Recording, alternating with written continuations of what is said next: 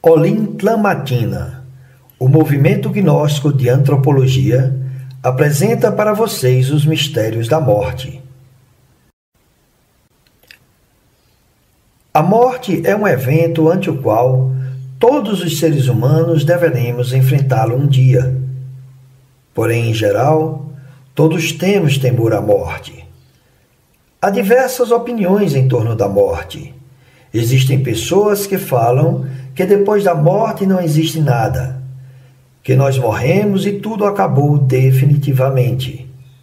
Outras pessoas opinam que ao morrer nos convertemos em anjos e somos transportados aos céus.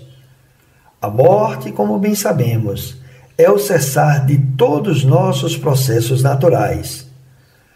Ao morrer, 3 partes de nós vão para o sepulcro, ou panteão, e são o corpo material, o corpo vital e a personalidade. O corpo material, que os parentes velam e sepultam ou incineram, é a parte visível de nós. O corpo vital, etérico ou bioplásmico, é chamado na teosofia de Linga Sarira. É energético e luminoso. Dito corpo é a base da vida. Todo organismo necessita do corpo vital para existir. Os átomos do corpo vital penetram dentro de todos os átomos do corpo material para fazê-lo vibrar. Todos os fenômenos químicos, fisiológicos e biológicos e os sentidos de percepção têm sua base no corpo vital. Este corpo é realmente a seção superior do corpo material ou físico.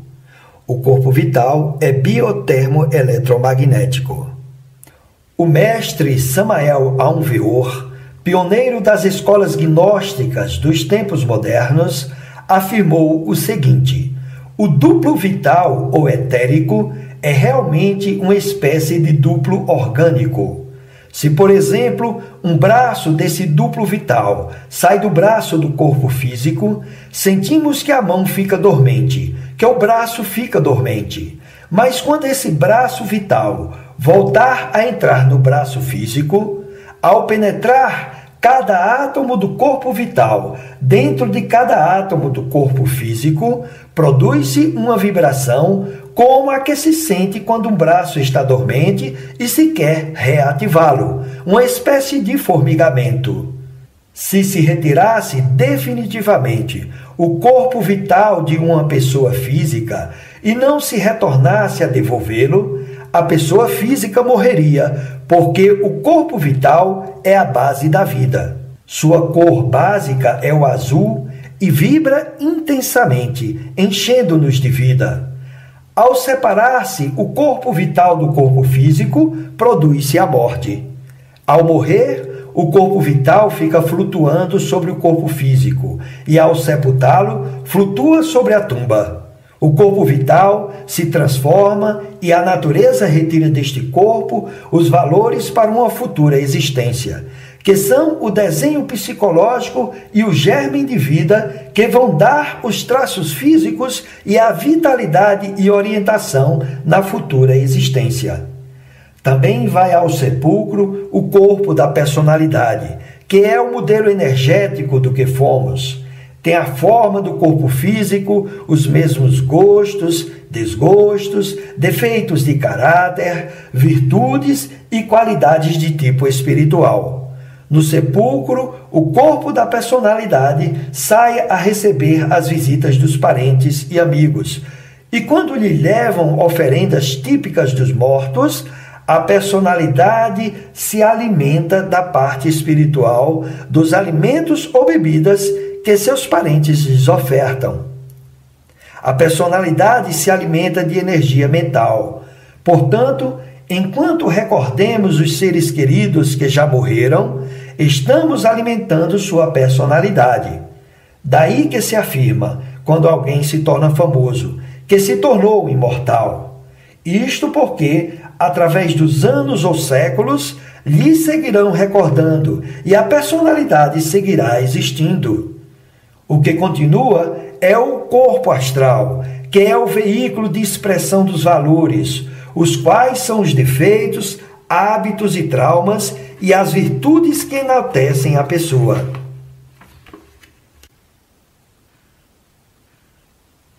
Durante os 3 dias e meio depois da morte, a alma passa por uma recordação de toda a sua vida que acaba de concluir.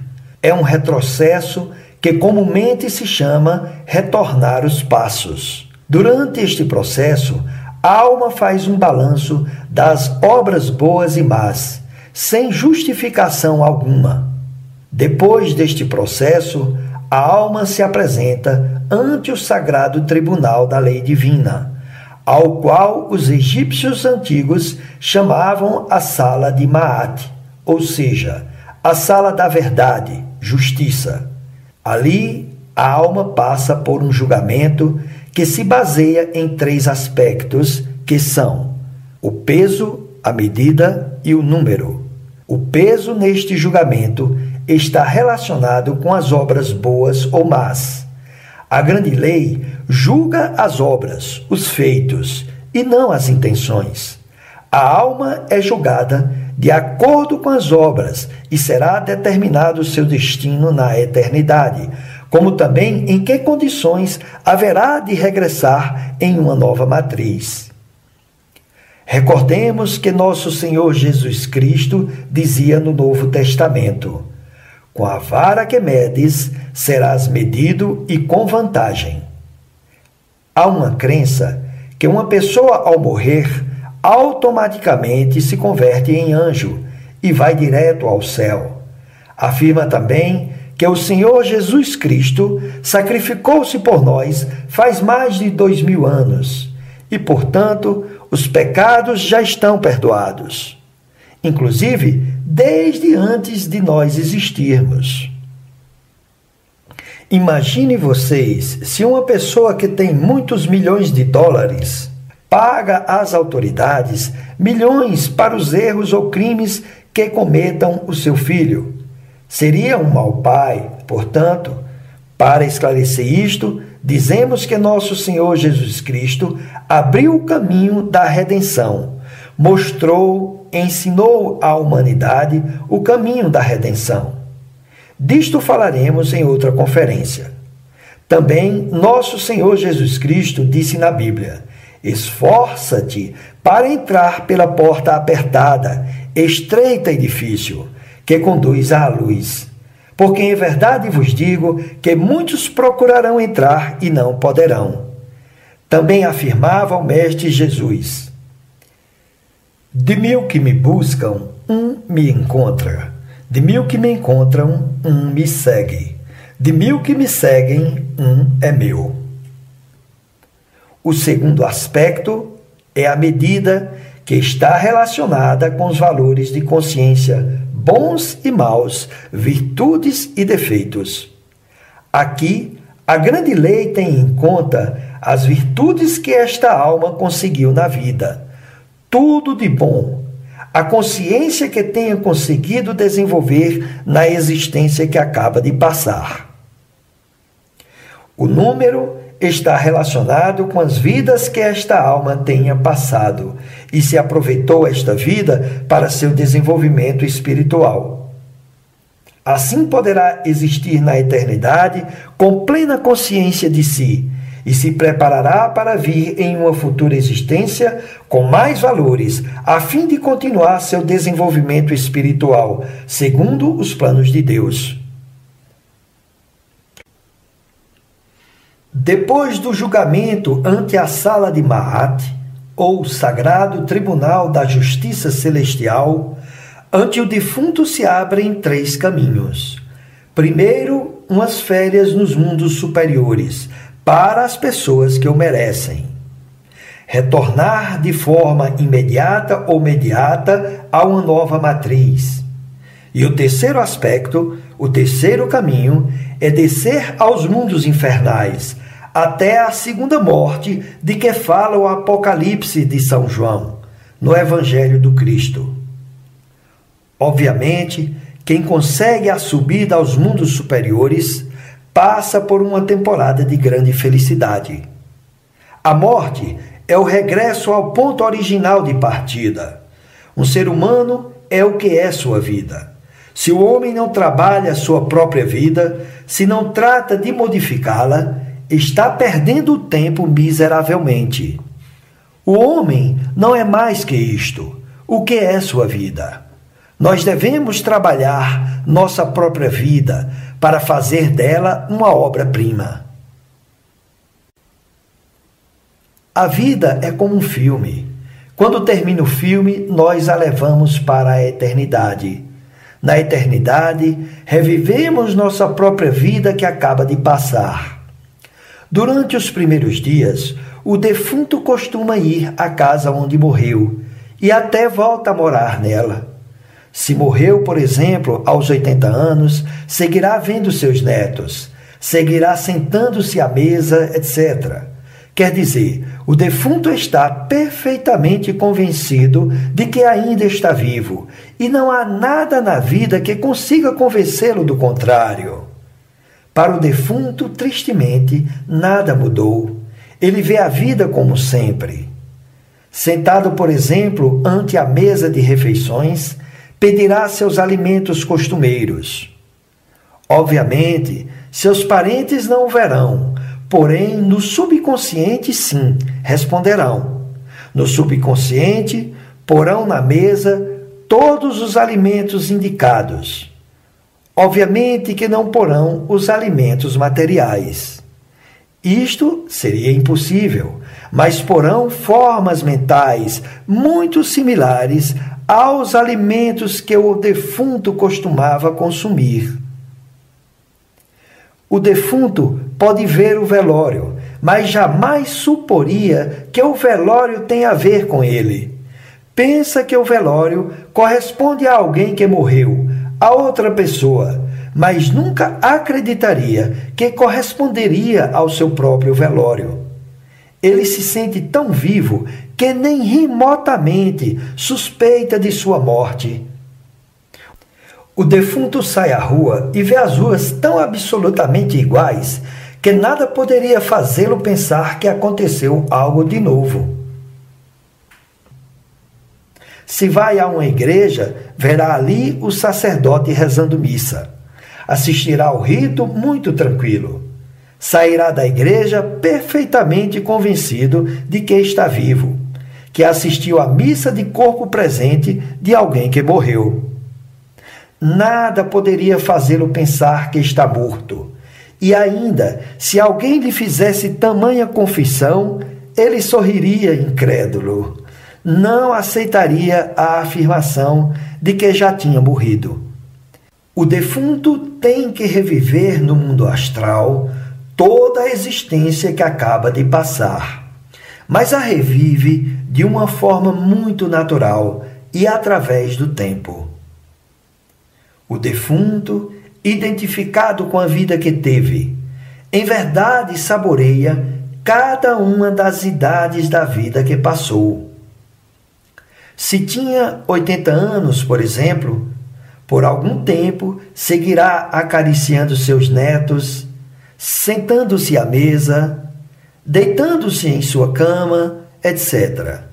Mas à medida que vai passando o tempo, ele vai se adaptando a outras circunstâncias de sua própria existência. Logo se verá vivendo a idade dos 79 anos, 77, 60 anos, e se viveu em outra casa a idade de 60 anos, seguirá vivendo naquela outra casa. E dirá o mesmo que disse e até assumirá o mesmo aspecto psicológico que tinha aos 60 anos. E se aos 50 anos viveu em outra cidade, pois ali se verá revivendo nesta outra casa, e assim sucessivamente.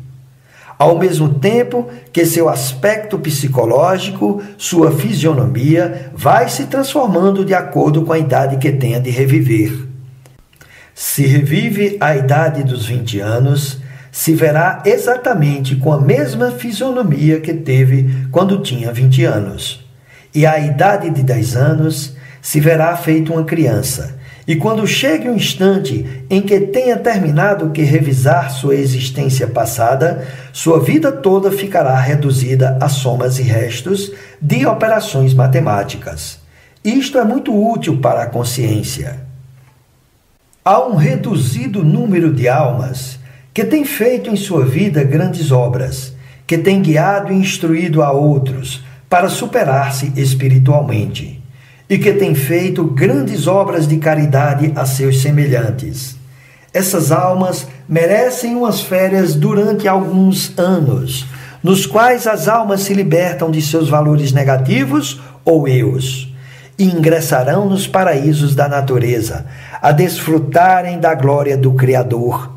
A vida palpita intensamente no mundo das causas naturais. O mundo causal é precioso.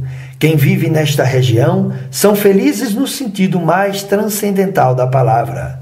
Mas todo prêmio eventualmente se esgota. Qualquer recompensa tem um limite. E chega o instante em que a alma que entrou no mundo causal deverá retornar, regressar, e descerá lamentavelmente para meter-se novamente dentro do eu da psicologia experimental. Ao concluir essas férias, a alma ingressa de novo na garrafa, funde-se com seu corpo astral e com seus egos ou valores negativos, como são os defeitos, hábitos ou traumas que sempre fazem a existência amarga. E a grande divina lei lhe concede uma nova vida. Ingressará em um ventre materno e, quando se conclua o período de gestação, regressará a este vale de lágrimas como um menino ou menina, de acuerdo con los designios de Dios. En próxima conferencia hablaremos de lo que es la reencarnación. A nombre de Olintla Matina, Movimiento Gnóstico de Antropología, Asociación Civil, habló para ustedes Gabriel Ignacio Muñoz. Le agradecemos por su fina atención. Que la paz sea con ustedes.